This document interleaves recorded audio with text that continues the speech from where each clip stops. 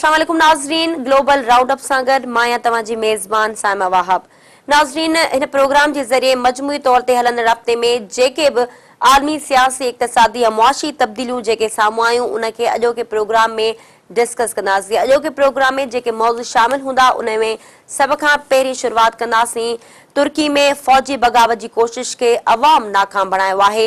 इन समूरी सूरतहाल ते तव्हांखे अपडेट कंदासीं। गॾोगॾु प्रोग्राम में ॿियो मौज़ू हूंदो फ्रांस में क़ौमी ॾियारे जे मौक़े ते दहशतगर्दी जो बदतरीन वाक़ियो पेश आयो आहे। प्रोग्राम में टियों मौज़ू हूंदो बर्तानिया यूरोपी यूनियन खां धार थियण खां पोइ नई वज़ीर आज़म चूंडिजी चुकी आहे। उन खां पोइ उन नई काबीना जो ऐलान कयो। उन हवाले सां तव्हांखे ॿुधाईंदासीं। प्रोग्राम जे आख़िर में ज़िक्र कंदासीं ईरान ऐं छहनि ताक़तुनि विच में जेको जोहरी मुआहिदो थियो हुयो उन खे एतिरे अरसे गुज़रण खां पोइ उन जी हिन वक़्तु छा पोज़ीशन आहे ऐं जेके छह ताक़तूं आहिनि ऐं ईरान विच में जेको मुआहिदो थियो उहो हिन वक़्तु कहिड़ी सूरत अख़्तियार करे चुको आहे उन हवाले सां बि तव्हांखे ॿुधाईंदासीं। ऐं नाज़रीन, हाणे सभ खां पहिरीं प्रोग्राम में शुरुआत कंदासीं तुर्की में फौजी बग़ावत जी कोशिश के अवाम नाकाम बणायो। नाज़रीन, तव्हांखे ॿुधायूं तुर्की हुकूमत जो तख़्तो ऊंधो करण लाइ छंछर जी राति जो इस्तंबोल जे मरकज़ी पुलनि ते टैंक बीहारिया विया ऐं कुझु देरि खां पोइ रोडनि ते फौजी नज़र अचण लॻा, जंहिंखां पोइ फौज जे हिकु ग्रुप पारां सरकारी टीवी ते ऐलान कयो वियो त मुल्क में मार्शल ऐं कर्फ्यू लागू थी चुको आहे ऐं इक़्तिदार हाणे उन्हनि वटि आहे ऐं हाणे मुल्क जूं जेके वागूं आहिनि उहे अमुन काउंसिल वटि मौजूदु आहिनि। इन खां पोइ नाज़रीन फेसबुक ऐं ट्विटर तोड़े सरकारी जेका नशरियात आहे उहा बंदि कई हुई। उन खां पोइ कुझु ई देरि खां पोइ तुर्क जे सदर पारां जेको उन वक़्तु मुल्क में मौजूदु न हो उन पारां हिकिड़ो वीडियो पैगाम ॾिनो वियो जंहिंजे ज़रिए माण्हुनि खे अपील कई वई त हू रोडनि ते निकिरनि ऐं इहा जेका फौजी बग़ावत आहे जेका हिकु मख़सूस ऐं हिकु नंढड़े गिरोह जेको आहे इहा मार्शल लॉ मुल्क में लागू करण जी जेका कोशिश कई आहे उनखे नाकाम बणाइण लाइ अवाम रोडनि ते निकिरे। सदर जे इन पैगाम खां पोइ रोडनि ते अवाम निकितो, लखनि जी तादाद में अवाम ख़ाली हथे रोडनि ते निकितो ऐं हुन फौजी जेके आहिनि उन्हनि सां मुआदो अटकायो, उन्हनि सां बग़ावत कई, उन्हनि सां विढ़ाइजंदे नतीजे में केतिरा ई शहरी पंहिंजी जानियुनि जो नज़रानो ॾेई करे मुल्क जी जमहूरी हुकूमत खे बचायो। नाज़रीन, इन खां अॻु बि तुर्की में मार्शल लॉ जा जेके ख़तरा आहिनि उहे लामारा ॾींदा रहिया आहिनि। ही मार्शल लॉ जो को पहिरीं वाक़ियो साम्हूं न आयो। इन खां अॻु बि तुर्की जी जेका तारीख़ आहे उहा अहिड़नि वाक़ियनि सां भरियल आहे। समूरी सूरतहाल ते ही रिपोर्ट ॾिसंदासीं।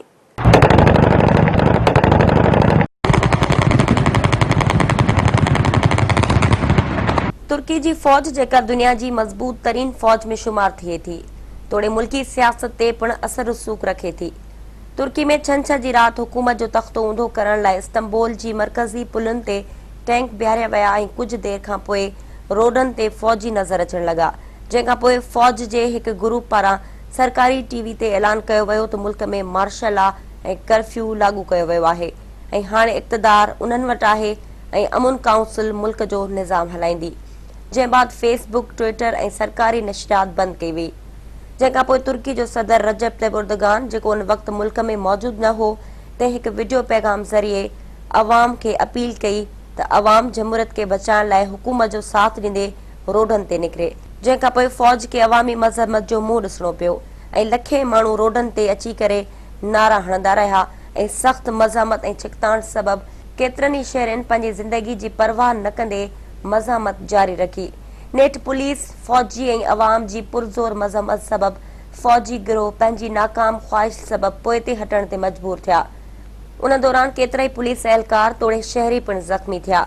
बाग़िन ख़िलाफ़ हिन वक़्तु बि मुल्क में ऑपरेशन हलंदड़ आहे जंहिंमें 6000 लॻभॻि गिरफ़्तारियूं अमल में आयूं आहिनि, जॾहिं त 2700 जजनि खे हिरासत में वरितो वियो। उन खां अलावा 50 सीनियर फौजी अफ़सरनि खे हिरासत में वरितो वियो आहे, जॾहिं त फौजी मज़ामत जे नतीजे में 265 आम शहरी तोड़े अहलकार मारिजी विया आहिनि।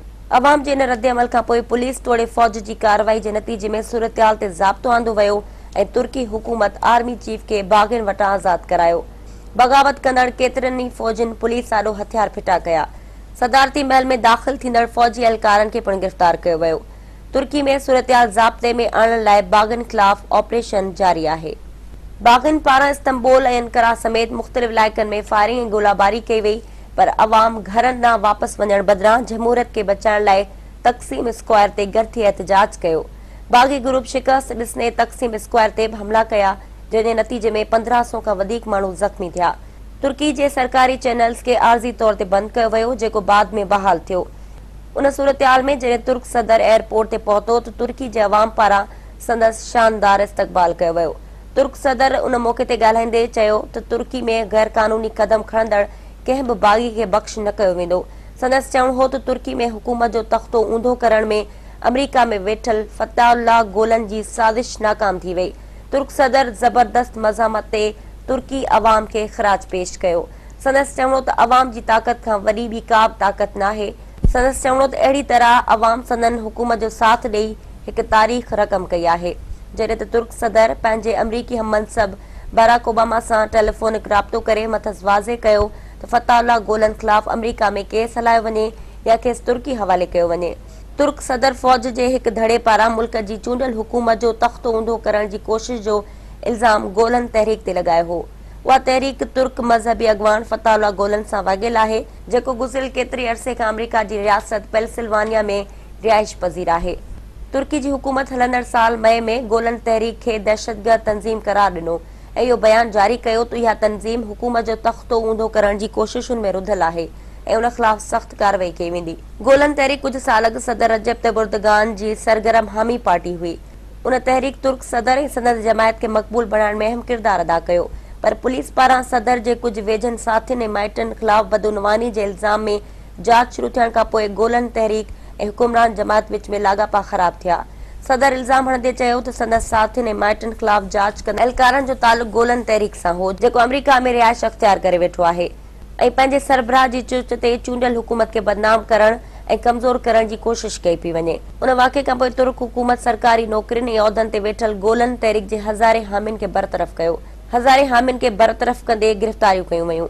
तुर्क हुकूमत जो इहो इल्ज़ाम हो त फताहुल्लाह गोलन जे हामियुनि बाक़ाइदा मनसूबाबंदी करे अदलिया, फ़ौज, सहाफ़त, पुलिस ऐं ब्यूरोक्रेसी में पंहिंजो असर क़ाइमु कयो ऐं रियासत जे अंदरि रियासत क़ाइमु करण जी कोशिश कई वई। जंहिं त उन जी भेट में गोलन तहरीक जे हामियुनि जो चवणु हो त तुर्क सदर हिकु आमिर जी सोच रखंदड़ आहे ऐं हुकूमत जी बदइंतिज़ामी ऐं बदउनवानी खे आॾो आणण जे करे संदन पार्टी खे निशानो बणाए पियो वञे। गोलन तहरीक हिकु मज़हबी तहरीक आहे, जंहिंजा यूरोप, अमरीका, एशिया ऐं अफ्रीका में सवें तालीमी ऐं समाजी ख़िदमत जा इदारा क़ाइमु आहिनि। वाज़िह रहे त फताहुल्लाह गोलन तुर्की में हुकूमत जो तख़्तो ऊंधो करण वारे तुर्क सदर जे इल्ज़ाम खे रद्द कयो। मुल्क में इंतिशार वारी सूरतहाल ते तुर्की जे वज़ीर आज़म जो चवणु हो त फ़ौजी इक़्तिदार गैर कानूनी आहे, पर हुकूमत जो तख़्तो ऊंधो नाहे थियो ऐं अहिड़ी साज़िश कंदड़ खे ॻरी क़ीमत अदा करणी पवंदी। बिन अली यलदरम हर साल 15 जुलाई ते जमहूरी ॾियारो मल्हाइण जो ऐलान कयो। संदसि चवणु हो त आइन में मौत जी सज़ा नाहे, पर फ़ौजी बग़ावत खां पोइ कानून साज़ी कई वेंदी ऐं गिरफ़्तार कयल बाग़ियुनि खे सख़्त सज़ाऊं ॾिनियूं वेंदियूं। तुर्की में चूंडियल हुकूमत जो तख़्तो ऊंधो करण जी ताज़ी कोशिश त नाकामी जो शिकार रही। उन खां अॻु बि 4 भेरा तुर्की जूं चूंडियल हुकूमतूं फ़ौजी बग़ावत जो शिकार रहियूं। मौजूदा सदर रजब तैय्यिब एर्दोगान जी जमायत जस्टिस एंड डेवलपमेंट पार्टी 14 सालनि खां इक़्तिदार में आहे। जस्टिस एंड डेवलपमेंट पार्टी 2002 में पहिरियों भेरो इक़्तिदार में आई। 2007 ऐं 2010 जी चूंडुनि में पिणु खेसि कामयाबी मिली। उन दौरान 2 वॾियूं फ़ौजी बग़ावतूं नाकाम बणाइण जो ऐलान कयो वियो। सदर रजब तैय्यिब एर्दोगान जी पार्टी मुसलसल इलेक्शन में कामयाब थींदी रही आहे, जंहिंजो सबबु अवामी नुमाइंदगी ॼाणायो पियो वञे। फ़ौज ऐं सेक्युलर हलकनि जी मुख़ालफ़त बावजूदि हू 3 भेरा वज़ीर आज़म ऐं पोइ सदर थियो। तुर्क सियासत में रजब तैय्यिब एर्दोगान खे वॾी मक़बूलियत हासिल आहे। इहो ई सबबु हो जो सदर जी हिकु अपील ते अवाम जो समुंड तक़सीम स्क्वायर ते उथली पियो। अवामी रद्दअमल न रुॻो फ़ौजियुनि खे नाकाम बणायो, पर ईंदड़ वक़्त में मार्शल आर्ट जे हिमायतुनि खे पिणु भरपूर नमूने पैगाम ॾिनो। तुर्की जे अवाम जमहूरियत ऐं उन निज़ाम खे बचाइण लाइ तारीख़ रक़म कई। मुस्तक़बिल लाइ आमिरत जा दरवाज़ा हमेशा लाइ बंदि करे छॾिया। तोड़े जो रजब तैय्यिब एर्दोगान जी हुकूमत अवामी समझी वञे थी, पर मौजूदा वक़्त में तुर्की खे घणाई चैलेंजिस आॾो आहिनि। गॾोगॾु सियासी मुबसरनि जो इहो बि चवणु आहे त हाणे हुकुमरान पार्टी खे अॻ जी भेट में वधीक सियासी पेचीदगियुनि खे मुंहुं ॾियणो पवंदो। हिकु तरफ़ मुल्की पॉलिसियुनि सां गॾोगॾु आलमी सियासी सूरतहाल खे सम्झंदे पाड़ेसरी मुल्कनि सां जटादार ऐं मुस्बत रवैयनि ते ॿधल लाॻापा क़ाइमु करणा पवंदा त जीअं इलाक़ाई अकेलाई ख़तमु करे सघिजे। तोड़े अमरीका सां शाम जी सूरतहाल ते पॉलिसी में नज़रसानी जी अॻु खां वधीक ज़रूरत आहे। तुर्की जो माज़ी ऐं हाल फ़ौजी पाछनि हेठि गुज़रियो आहे। तुर्की जी फ़ौज पाण खे उन आइडियोलॉजी जी मुहाफ़िज़ सम्झे थी जेको नज़रियो कमाल अतातुर्क मॉडर्न तुर्की लाइ ॾिनो। गुज़िरियल 50 सालनि में तुर्क फ़ौज 3 वॾियूं बग़ावतूं कयूं, जंहिंजे नतीजे में लखे माण्हुनि जूं जानियूं ज़ाया थियूं ऐं मुल्क खे केतिराई दफ़ा सियासी बहरान खे मुंहुं ॾियणो पियो। 1960 उन खां पोइ 71 जे ॾहाके में तुर्की में मार्शल लॉ लॻायो वियो। तुर्की में पहिरीं फ़ौजी बग़ावत 1960 में थी। फ़ौजी बग़ावत खां पोइ चूंडियल वज़ीर आज़म अदनान मेंदरस खे फाही ते चाढ़ियो वियो। हुन पंहिंजी हुक्मरानी जे दौर में अज़ान ते लाॻू पाबंदी ख़तम कई हुई। ॿियों भेरो मार्च 1971 में तुर्क फ़ौज हुकूमती मामलनि में मुदाख़लत कई ऐं चीफ ऑफ आर्मी स्टाफ महमदो खे तर्ज़ हुक्मरानी जी ख़त ज़रिए हिदायत ॾिनी, जंहिं बाद वज़ीर आज़म उहिदे खां धार थियो, जंहिं बाद मुल्क केतिराई साल सियासी अदम इस्तेकाम जो शिकार रहियो। जॾहिं त 3 मार्च 1980 सेप्टेंबर ते तुर्की में 3 मार्शल लागू कई वई ऐं चौथी मार्शल 1997 में लॻाई वई, जंहिंमें इस्लामिक वेलफेयर पार्टी जी चूंडियल हुकूमत जो तख़्तो ऊंधो कयो वियो, जंहिंखां पोइ सियासी जमायत जो वजूद ख़तम थी वियो ऐं मौजूदा सूरतहाल में हुकुमरान जमात जस्टिस एंड डेवलपमेंट पार्टी 1998 में नए नाले सां ॿीहर वजूद में आई।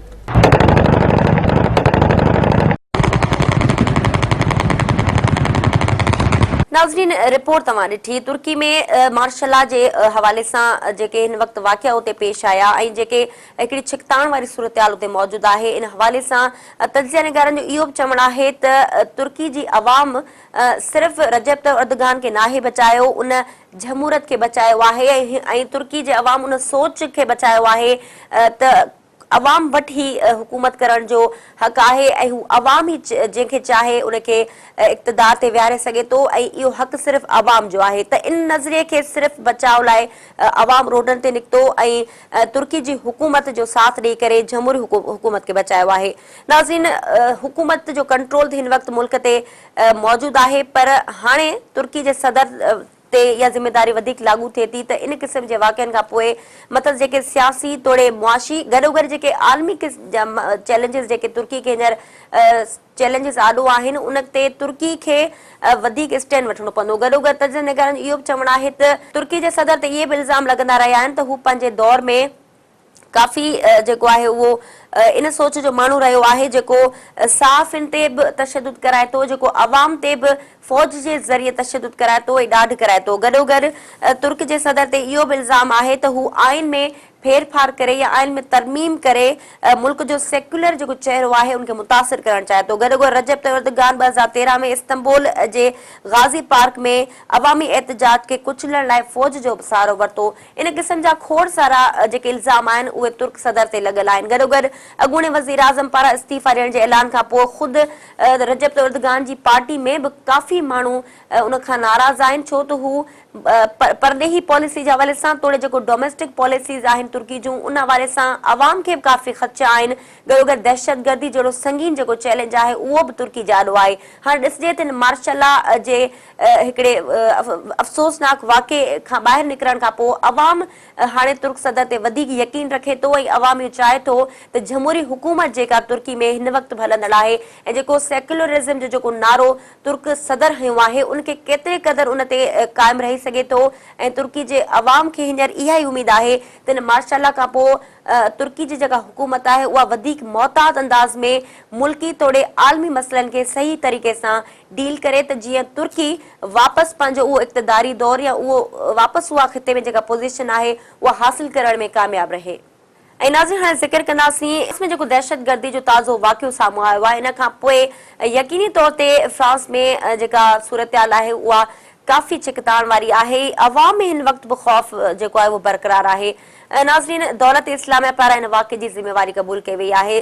दौलत इस्लामिया जे अॻुवाणनि जो इहो ई चवणु आहे त जेके मुल्क इराक ऐं शाम में दौलत इस्लामिया जे ख़िलाफ़ जहाद में शामिल आहिनि उन्हनि खे हू निशानो बणाईंदा रहंदा। मजमूई तौर ते नाज़रीन, असां पंहिंजी रिपोर्ट में बि जीअं ज़िक्र कयो त दहशतगर्दी जो कोई पहिरियों वाक़ियो न आहे। इन खां अॻु बि जेको तसलसल दहशतगर्दी जो फ्रांस में या यूरोप जे ॿियनि मुल्कनि में असांखे नज़र आयो आहे उहो यकीनी तौर ते यूरोपी जेके मुल्क आहिनि उन्हनि लाइ ख़तरो बणियल आहे, उन्हनि लाइ चैलेंज आहे त दहशतगर्दी जहिड़े आलमी मसइले खे फौरी तौर ते हल करण लाइ उतां जी हुकूमतुनि खे मुस्बत किरदारु अदा करणो पवंदो। गॾोगॾु बुनियादी जेके क़दम आहिनि उनखे जेसिताईं ख़तमु नथो कयो सघिजे या बुनियादी जेके उसूल आहिनि उन्हनि ते जेसिताईं अमल दरामद न थींदो तेसिताईं इन दहशतगर्दी जे वाक़िअनि खे बुंजो नथो ॾेई सघिजे। इहे वाक़िआ ईअं ई असांखे ॿियनि मुल्कनि में नज़र ईंदा रहंदा। तंहिंजे करे यूरोपी मुल्कनि समेत दुनिया जे समूरनि मुल्कनि खे दहशतगर्दी पार पटण लाइ किरदारु अदा करणो पवंदो।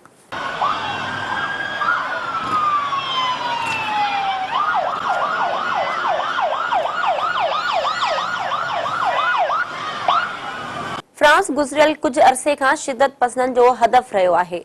गुज़रियल साल जे नवंबर महीने में गादी वारे हंधि पेरिस खे निशानो बणायो वियो, जॾहिं त शहर जे केतिरनि इलाइक़नि में फायरिंग जे वाक़िअनि में घटि में घटि 137 माण्हू मौत जो खाज बणिया ऐं केतिरा ई ज़ख़्मी थिया, जॾहिं त उन्हनि वाक़िअनि जी ज़िमेवारी दाइश क़बूली हुई। दहशतगर्दी जे बदतरीन वॾनि वाक़िअनि में ताज़ो फ्रांस जे 5 वॾे शहर नीस में अफ़सोसनाक वाक़ियो पेश आयो। क़ौमी ॾियारे ते फ्रांस जे ॾाखणे शहर नीस में जश्न दौरान हिकु तेज़ रफ़्तार ट्रक हुजूम में दाख़िल थी माण्हुनि जे मथां चढ़ी वई, जंहिं जे नतीजे में 84 माण्हू चीबाटजी फौत थी विया ऐं दर्जने ज़ख़्मी थिया। अख़्तियारिन मूजिबि इहो वाक़ियो तॾहिं पेश आयो जॾहिं हज़ारे माण्हू क़ौमी ॾियारे जी तक़रीब जे सिलसिले में आतिशबाज़ी करे रहिया हुआ। तंहिं दौरान ट्रक ड्राइवर हुजूम में दाख़िल थी 2 किलोमीटर जे मुफ़ासिले ताईं ट्रक ज़रिए माण्हुनि खे चीबाटंदो वियो, जंहिं सबबि 84 माण्हू मारिजी विया ऐं 50 खां वधीक ज़ख़्मी थिया। पुलिस जो चवणु हो त ट्रक ड्राइवर खे गोली हणी मारियो वियो, जॾहिं त ट्रक मां हथियार ऐं दस्ती बम हथ कया विया। फ्रांसीसी अख़्तियारनि मूजिबि ट्रक ड्राइवर 31 सालनि जो ट्यूनिस जो शहरी हो। फ्रांस जी मक़ामी मीडिया जो चवणु हो त नीस में दर्जने माण्हुनि खे चीबाटे क़त्ल कंदड़ मक़ामी शख़्स मोहम्मद अल हवाज बोहलाल हो, जेको नीस में रहाइश पज़ीर हो। फ्रांस में हंगामी हालतुनि सबबि गुज़रियल साल नवंबर में पेरिस में दहशतगर्दी जे वाक़िअनि खां पोइ एमरजेंसी लागू कई वई हुई, जंहिं जो मुदो 26 जुलाई ते ख़त्म थियणो हो। पर ताज़े बदतरीन वाक़े खां पोइ फ्रांस जे सदर फ्रांसो ओलांद मुल्क में हंगामी हालतुनि जे मुदे में वधीक 3 महीननि जी वाध कई, जंहिं खां पोइ फ्रांस में सिक्योरिटी लाइ पुलिस सां गॾु फ़ौज खे पिणु मुक़ररु कयो वियो। नीस में दहशतगर्दी जे वाक़े खां पोइ गादी वारे हंधि पेरिस में हंगामी इजलास मुनक़िद कयो वियो, जंहिं खां पोइ पेरिस कॉन्फ्रेंस में सदर ओलांद जो चवणु हो त फ्रांस खे दहशतगर्दी जो निशानो बणायो पियो वञे ऐं अहिड़ी सूरतहाल में इन क़िस्म जे वाक़िअनि खे रोकण लाइ हर मुमकिन क़दम खणण जी ज़रूरत आहे। संदसि चवणु हो त फ्रांस खे शिदत पसंदनि मां सख़्त ख़तरो आहे। वाक़े खां पोइ नीस शहर जी पुलिस माण्हुनि खे घरनि में रहण जी हिदायत कई। गॾोगॾु हर सूरतहाल खे मुंहुं ॾियण लाइ सिक्योरिटी सख़्त कई वई। वाक़े जे नतीजे में केतिरा ई माण्हू ज़ख़्मी थिया, जिन मां केतिरनि जी हालत ॻणती जोगी आहे। मारिजी वियलनि में 10 ॿार बि शामिल आहिनि। गॾोगॾु अमेरिका जी परॾी वज़ारत दावा कई त हमले में 2 अमरीकी शहरी बि मारिजी विया आहिनि, जिन में पुलिस एहलकार बि शामिल हुआ, जॾहिं त ज़ख़्मियुनि मां 18 जी हालत इंतिहाई ख़राब आहे। दहशतगर्दी जे अहिड़े वाक़े खां पोइ फ्रांस जे सदर क़ौम खे ख़िताब कंदे चयो त दहशतगर्दी ख़िलाफ़ जंग में का बि रुकावट खे रोके नथी सघे ऐं दहशतगर्दी ख़िलाफ़ जंग जारी रखण जे अज़म जो वर्झाउ कयो। वाक़े बाबति अमरीकी सदर बराक ओबामा जो चवणु हो त मासूम शहरियुनि जे मारिजण ते खेनि ॾुख पहुतो आहे ऐं हू हिन वाक़े जी पुरज़ोर मज़म्मत कनि था। अमरीकी सदर अमरीकी अख़्तियारियुनि खे हिदायत कई त हू फ्रांस अख़्तियारियुनि सां हर मुमकिन सहकार कनि। नीस वाक़े खां पोइ समूरी दुनिया जे अॻवाननि वाक़े ते मज़म्मती बयान जारी कया। यूरोपी काउंसिल जे सदर डोनाल्ड टस्क वाक़े ते ॾुख जो इज़हार कंदे चयो त हिन ॾुख जी घड़ी में हू फ्रांस सां गॾु आहिनि। मंगोलिया में एशिया यूरोप जे अॻवाननि जे हिकु इजलास में ॻाल्हाईंदे संदसि चवणु हो त नफ़रत ऐं शिदत जे ख़िलाफ़ जंग में मुतासिर ख़ानदाननि फ्रांसीसी अवाम ऐं हुकूमत सां गॾु बीठल आहिनि। स्पेन जे परॾेही वज़ीर जोस मैनुअल गारेसा मार्गलो पिणु इन इजलास में शरीक हो। संदसि चवणु हो त फ्रांसीसी अवाम सां हिन मुश्किल घड़ी में गॾु बीठल आहिनि, जॾहिं त चीन जे वज़ीर आज़म ली कीचियोंग हर तरह जी दहशतगर्दी जी मज़म्मत कंदे चयो त हर क़िस्म जी दहशतगर्दी जे ख़िलाफ़ जंग में गॾु बीठल आहिनि। कैनेडा जे वज़ीर आज़म टोरेड्यू पिणु हमले ते ॾुख जो इज़हार कयो। गॾियल क़ौमुनि जे सेक्रेटरी जनरल बान की मून वाक़े ते ॾुख जो इज़हार कंदे दहशतगर्दी ऐं शिदत पसंदी ख़िलाफ़ कोशिशुनि खे वधीक तेज़ करण ते ज़ोर भरियो। फ्रांस में पेश आयल वाक़ियो को ही पहिरियों वाक़ियो नाहे। इन खां अॻु बि केतिरा ई दहशतगर्दी जा वाक़िया थींदा रहिया आहिनि।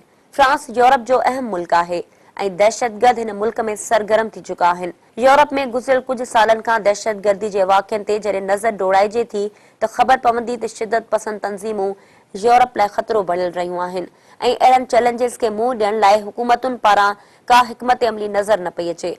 ताज़े दहशतगर्दी जे बदतरीन वाक़े समेत यूरोप जे मुख़्तलिफ़ मुल्कनि में अहिड़नि वाक़िअनि जी तफ़सील कुझु हिन रीति आहे। 28 जून 2016 में तुर्की जे शहर इस्तांबुल जे आलमी अतातुर्क एयरपोर्ट ते 3 हमले आवरनि आपघाती धमाका कया, जंहिं जे नतीजे में 42 माण्हू मारिजी विया, जिन में 13 परॾेही बि शामिल हुआ। 22 मार्च 2016 में बेल्जियम जे गादी वारे हंधि ब्रसल्स जे हवाई अॾे ऐं शहर जे मेट्रो स्टेशन ते 3 आपघाती धमाकनि जे नतीजे में 34 माण्हू मारिजी विया, जॾहिं त 150 खां वधीक ज़ख़्मी थिया।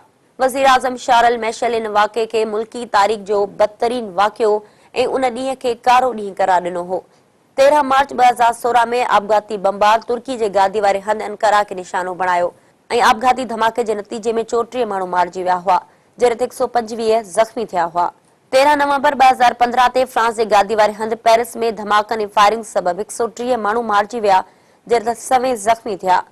7 जनवरी 2015 ते पेरिस में तकरारी रिसाले चार्ली एबडो जी ऑफिस ऐं हिक सुपर मार्केट ते हथियारबंदनि हमलो कयो, जंहिं जे नतीजे में 17 माण्हू मारिजी विया हुआ।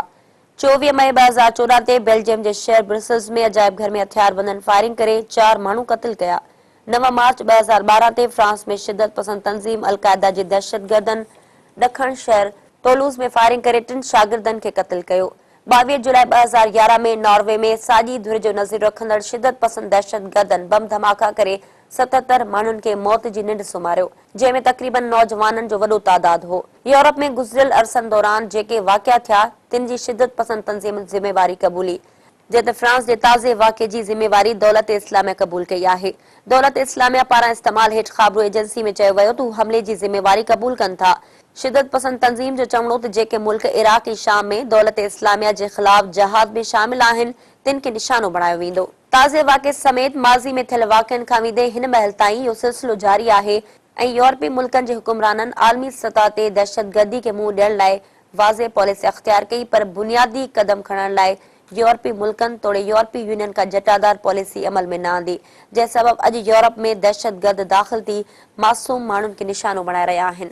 यूरोपी अॻवाननि पनाहगीरनि जी सूरत में दहशतगर्द दाख़िल थियण जे ख़तरे खे बार बार वरझायो आहे ऐं इन ॾस में तुर्की समेत यूरोपी मुल्कनि पनाहगीरनि बाबति पॉलिसियुनि खे वधीक सख़्त कंदे पनाहगीरनि लाइ पंहिंजे मुल्कनि जा दाख़िली रस्ता बंदि करे छॾिया, जंहिं सबब जिते दहशतगर्दी जा वाक़िया थी रहिया आहिनि ऐं उन बावजूदि दहशतगर्द पंहिंजूं कार्रवायूं करण में कामयाब थी वञनि था। पर हिते इहा ॻाल्हि बि सम्झणु घुर्जे त जंग जे वर चढ़ियल मुल्कनि में रहंदड़ अवाम वटि ॿियो को चारो नाहे। इन सूरतहाल में जॾहिं तरक़ी याफ़्ता मुल्क पनाहगीरनि लाइ पंहिंजे मुल्कनि जूं सरहदूं महदूद करे छॾीनि त यकीनन पनाहगीरनि जो मसइलो अञा वधीक ख़तरनाक हद ताईं अख़्तियार कंदो। इन सिलसिले में तुर्की जेको सभ खां वधीक पनाहगीरनि खे पाण वटि आबाद कंदड़ मुल्क आहे, सो हाणे सख़्त पॉलिसियुनि ज़रिए पनाहगीरनि जी आमद खे रोके छॾियो आहे।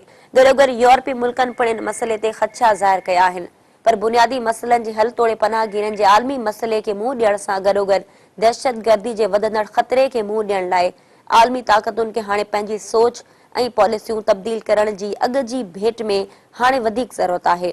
हिकु तरफ़ दहशतगर्दी जे वधंदड़ ख़तरे तोड़े इमिग्रेशन जे डप सबब बर्तानिया यूरोपी यूनियन खां धार थी चुको आहे ऐं हाणे यूरोपी यूनियन जा ॿिया मेंबर मुल्क बि इन क़िस्म जे ख़तरनि खे महसूस करे रहिया आहिनि। इन सूरतहाल में आलमी सियासी तोड़े समाजी माहौल तब्दील थी रहियो आहे। हाणे ॾिसजे त ईंदड़ वक़्त में दहशतगर्दी ख़िलाफ़ बुनियादी ऐं इसराइता क़दम खणण लाइ आलमी ताक़तूं केतिरियूं मुतहरिक थियनि थियूं ऐं दहशतगर्दी जहिड़े नासूर मां कहिड़े तरीक़े सां पंहिंजे मुल्क जूं सरहदूं ऐं पंहिंजे अवाम खे बचाइण में कामयाब थियनि थियूं।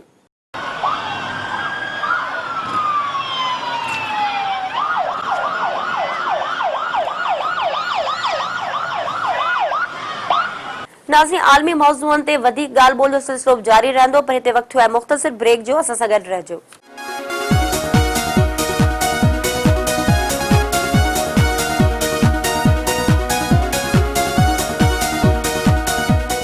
प्रोग्राम में हिकु भेरो ॿीहर तव्हांखे भली कार चवंदासीं।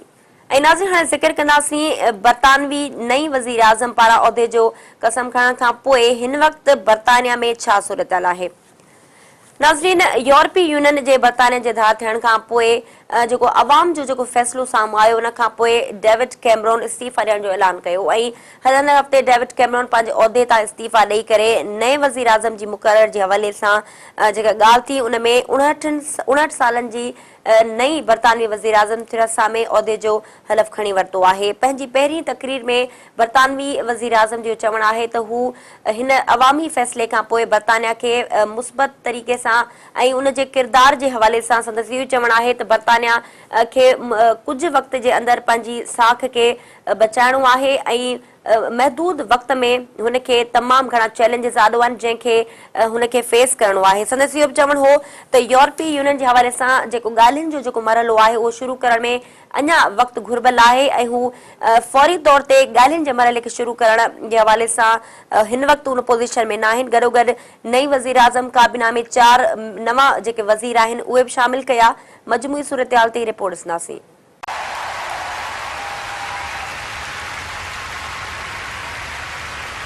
यूरोपीय यूनियन बाबति थियल रेफरेंडम जे नतीजनि खां पोइ बर्तानिया जी ॿिन्ही वॾियुनि पार्टियुनि में नई क़यादत जी डोड़ शुरू थी ऐं नेठि हुकुमरान जमात जी 59 सालनि जी थिरसा में नई वज़ीर आज़म तौरु उहिदो संभालियो। बर्तानिया जे 49 सालनि जे अॻूणे वज़ीर आज़म डेविड कैमरॉन लॻभॻि 6 सालनि ताईं इक़्तिदार में रहण खां पोइ पंहिंजे उहिदे तां इस्तीफ़ा ॾिनी ऐं कंज़र्वेटिव पार्टी जी नई सरबराह नई वज़ीर आज़म तौरु उहिदो संभालियो। डेविड कैमरॉन बर्तानवी अवाम पारां कयल रेफरेंडम में यूरोपीय यूनियन खां निकिरण जे फ़ैसिले खां पोइ पंहिंजे उहिदे तां इस्तीफ़ा ॾियण जो ऐलान कयो हो। वाज़ेह रहे त डेविड कैमरॉन यूरोपीय यूनियन जो हिसो रहण जे हक़ में हो, जॾहिं त संदसि काबीना जा अक्सर मेंबर बर्तानिया जे यूरोपीय यूनियन मां निकिरण जा हामी हुआ। कैमरॉन सां गॾोगॾु नई वज़ीर आज़म थेरेसा मे पिणु यूरोपीय यूनियन में बर्तानिया जे रहण बाबति हामी हुई। डेविड कैमरॉन जे इस्तीफ़ा ॾियण खां पोइ कंज़र्वेटिव पार्टी जी नई सरबराह मल्का बर्तानिया सां मुलाक़ात कई, जंहिंमें मल्का बर्तानिया खेसि हुकूमत ठाहिण जी दावत ॾिनी। जॾहिं त उन खां अॻु डेविड कैमरॉन खे स्पीकर जॉन बर्को समेत कंज़र्वेटिव पार्टी जे मेंबरनि ताड़ियूं वॼाए खेसि अलविदा कयो। नई वज़ीर आज़म जे मुक़रर थियण खां पोइ थेरेसा मे सरकारी रिहाइशगाह 10 डाउनिंग खां ॿाहिरि ॻाल्हाईंदे चयो त हू क़ौमी हुकूमत जी क़यादत करण लाइ पुरज़म आहे। उन वज़ीर आज़म जी हैसियत सां पंहिंजी पहिरीं अवामी तक़रीर में वाइदो कयो त नई हुकूमत जो मिशन वर्किंग तबिके लाइ कमु करणु हूंदो। संदसि चवणु हो त पाण मिली करे बहितर बर्तानिया जी तामीर कंदासीं जेके सिर्फ़ अमीर तबिके लाइ न पर हर इंसान लाइ बराबरी जी बुनियाद ते कमु कयो वेंदो। संदसि चवणु हो त बर्तानिया यूरोपीय यूनियन खां ॿाहिरि पंहिंजे लाइ हिकु मज़बूत ऐं नए मुस्बत किरदार जी तामीर कंदा। हुन तस्लीम कयो त क़ौमी तब्दीली जो वक़्तु साम्हूं आहे।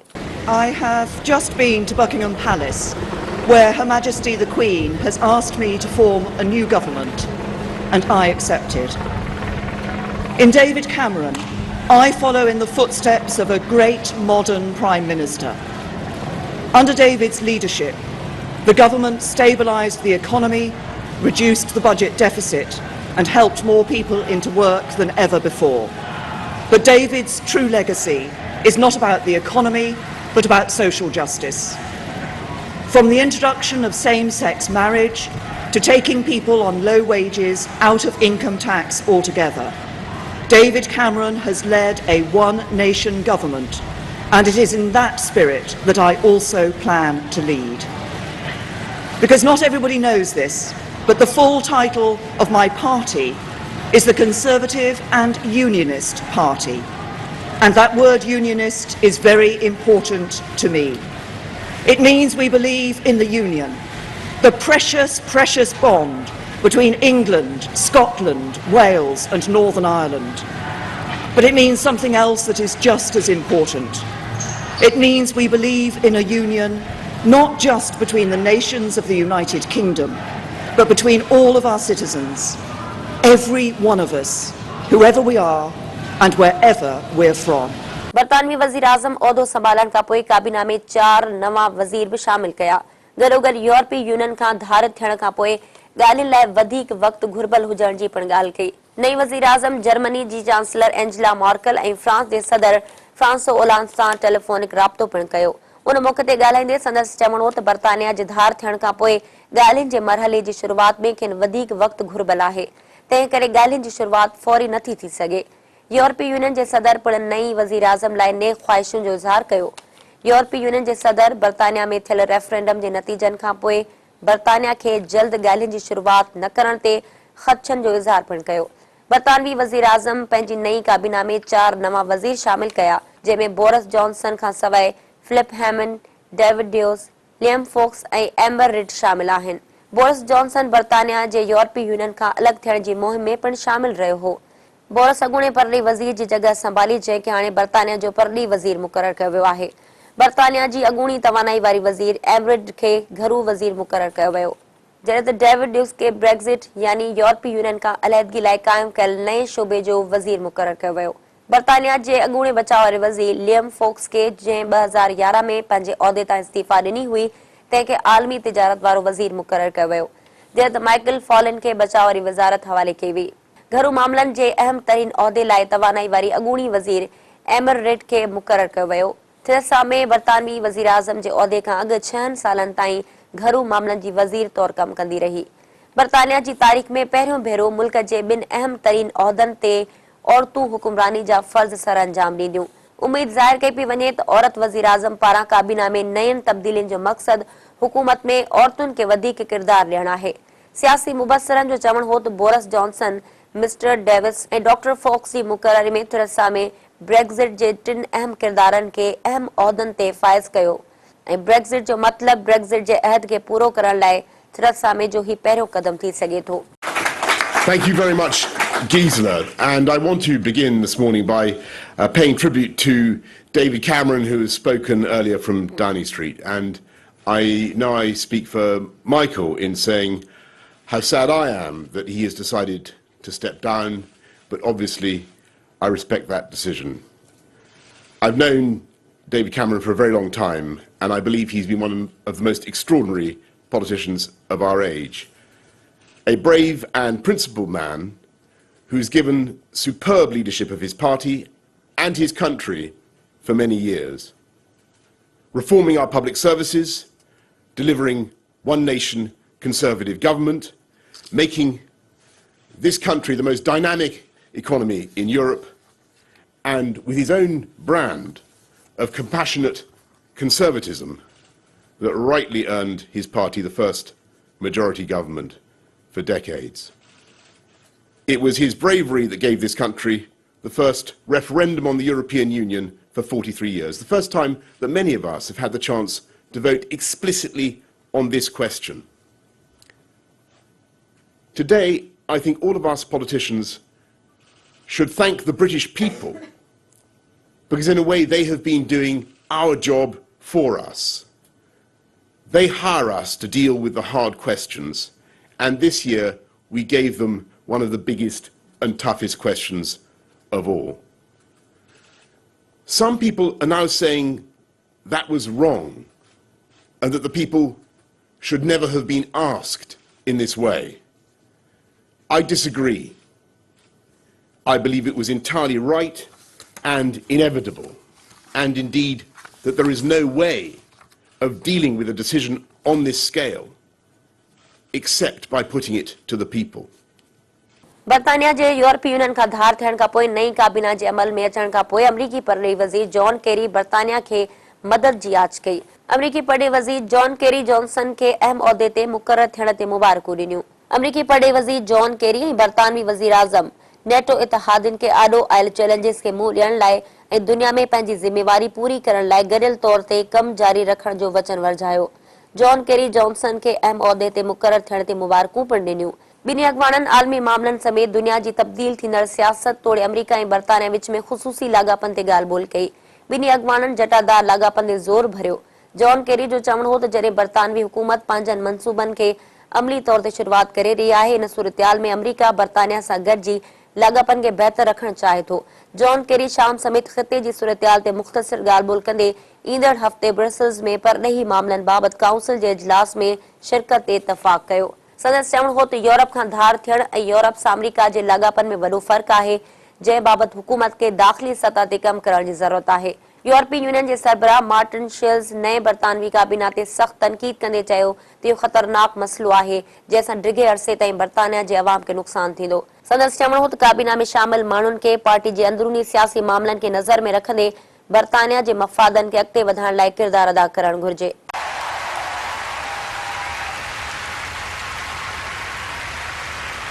नाज़रीन, मजमूई तौर ते बरतानिया जी सूरतयाल जे हवाले सां रिपोर्ट तव्हां ॾिठी। नाज़रीन, यूरोपीय यूनियन खां बरतानिया जे धार थियण खां पोइ जेको अवामी फ़ैसिलो आहे उनखे नज़र में रखंदे बरतानवी वज़ीर आज़म पारां हिन वक़्तु जेके ऐलान कया विया आहिनि उन हवाले सां इहो बि चवणु आहे त बरतानिया खे नए सिरे सां तामीर करण लाइ उन्हनि खे वक़्तु घुर्बल आहे। गॾोगॾु नाज़रीन, इन फ़ैसिले खां पोइ अमरीकी परॾेही वज़ीर जॉन केरी जेको आहे बरतानवी परॾेही वज़ीर सां मुलाक़ात कई, गॾोगॾु बरतानिया जी मदद जी बि आछ कई आहे। अमेरिका पारां इहो चवणु आहे त हू हिन सूरतयाल में बरतानिया जेको अमली मक़सदनि खे हिन वक़्तु अमली जामो पाराए रहियो आहे ऐं जेको कमु या जेके मुआहिदा हिन वक़्तु शुरू थींदा उन में बरतानिया सां अमरीका गॾु बीठल आहे। इन सूरतहाल में जेका नई काबीना जी जेका मुक़रर थी आहे, 4 नवां वज़ीर शामिल कया विया, उनमें औरत वज़ीर भी शामिल कई वई आहे, जंहिंखे घरू वज़ारत ॾिनी वई आहे। इन सूरतहाल में औरत बरतानवी वज़ीर आज़म इहो अहद कयो आहे त हिन नई काबीना में औरत जे किरदार खे वधीक मज़बूत कयो वेंदो ऐं हू पंहिंजी पार्टी जे अंदरि बि काफ़ी इन हवाले सां मशहूर रही आहे त हू औरतुनि जे हक़ लाइ हमेशह आवाज़ उथारींदी रही आहे।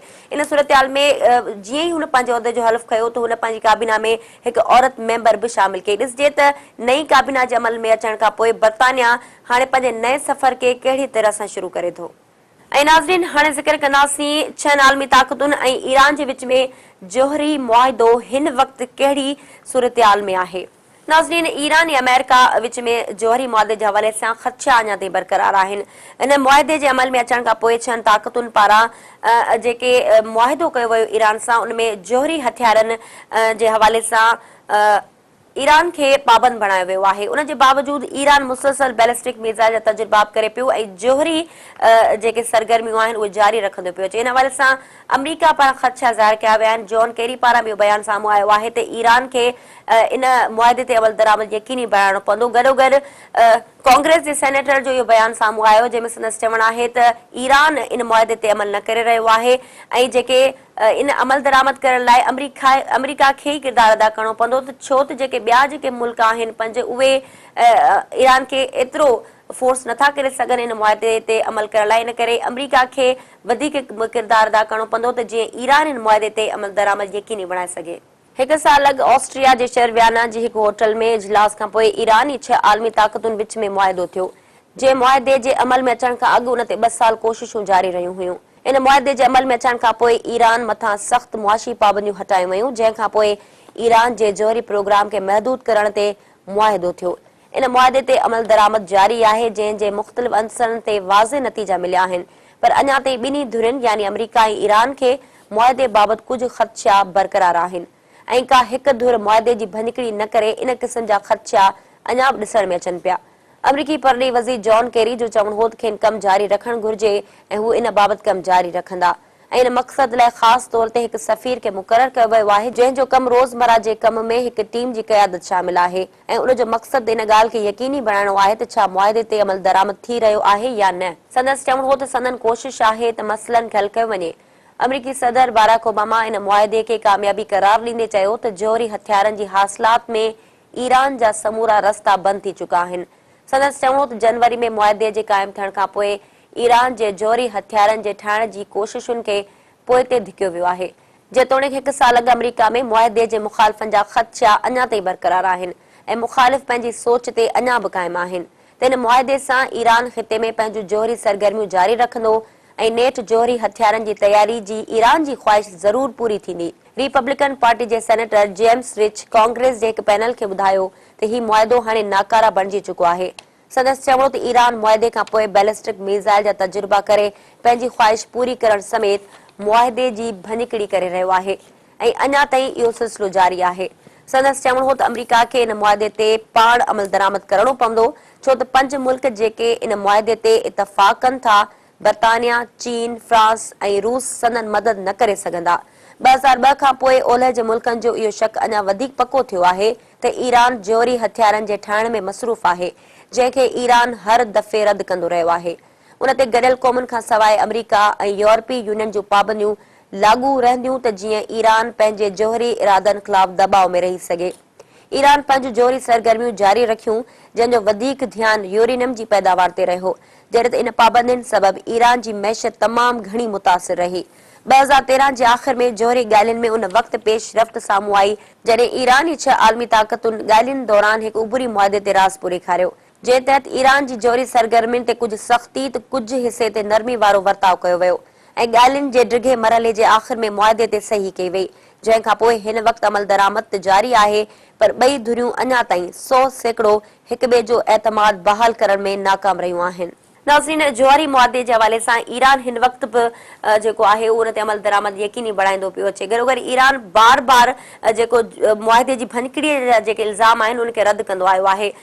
ईरान जी हुकूमत पारां इहो ई चवणु आहे त हू अहिड़े क़िस्म जा बैलिस्टिक तजुर्बा जेके करे पियो उहे महदूद आहिनि ऐं उहो इन क़िस्म जे तजुर्बनि सां जौहरी मुआदे खे को बि नुक़सान न पियो पहुचाए। गॾोगॾु अमेरिका पारां इहे ख़दशा ज़ाहिर कया विया आहिनि त जेसीं ताईं ईरान इन मुआदे जी पासदारी न कंदो त मथसि यूरोपीय यूनियन ऐं अमेरिका जूं जेके पाबंदियूं आहिनि उहे मौजूदु रहंदियूं त जीअं ईरान जेको आहे जौहरी इरादनि जी उनजी जेका ख़्वाहिश आहे उहा दबाव में रही सघे ऐं हू इन क़िस्म जूं सरगर्मियूं जारी न रखी सघे। नाज़रीन, आलमी मौज़ूअनि ते रिपोर्ट सवार ॾिठियूं। नाज़रीन, अॼोके प्रोग्राम में मजमूई तौर ते असां दहशतगर्दी जे हवाले सां जेका ॻाल्हि ॿोल कई, गॾोगॾु फ्रांस में जेको दहशतगर्दी जो वाक़ियो पेश आयो उहो यकीनी तौर ते इलाही अफ़सोसनाक वाक़ियो आहे। गॾोगॾु तुर्की में जेके मार्शल लॉ जी जेका हिकिड़ी नाकाम कोशिश कई वई हिकु मख़सूस फ़ौजी गिरोह पारां उहा अवामी ताक़त सां उहा नाकाम बणे वई आहे। नाज़रीन, प्रोग्राम में जेके रिपोर्ट शामिल हुयूं यकीनी तौर ते तव्हां उन मां लाभ हासिल कंदा ऐं असांजी इहा कोशिश हूंदी आहे त मजमूई तौर ते हलंदड़ हफ़्ते जेके बि सरगर्मियूं असांखे आलमी सियासत में आलमी दुनिया में जेके नज़र अचनि थियूं उनखे पंहिंजे प्रोग्राम में शामिल कयूं। इन ते नाज़रीन, प्रोग्राम जो वक़्तु पंहिंजी पुॼाणी ते पहुतो।